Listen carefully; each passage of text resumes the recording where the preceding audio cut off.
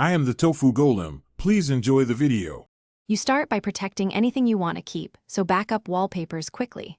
Once done, go straight to Settings, then Apps or App Management, scroll or search for Wallpaper Pics. You want to land on the App Info screen. That's where Uninstall controls live. Make sure to note whether it's a system app or third-party. If it's a system pre-installed app, your steps will differ.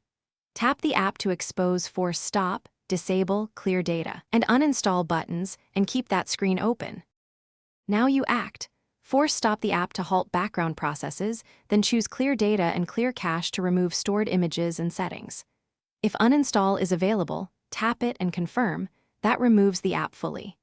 If the Uninstall button is missing and you see Disable instead, disable the app and revoke permissions so it cannot run or access storage. Make sure to check Default Apps. If Wallpaper Pics is set as default wallpaper provider, clear that default before proceeding. Finish by rebooting the phone and verifying the wallpaper provider and home screen are normal. Make sure no Wallpaper Pics widgets remain. If the app resists removal, boot into safe mode and uninstall from settings again, or use ADB with a DB shell PM uninstall user 0 package. Name for stubborn third-party packages. If nothing works, consider a factory reset only after backing up everything. Troubleshooting tip. Safe mode often lets you remove apps blocked by overlays or admin privileges. Use it before extreme steps.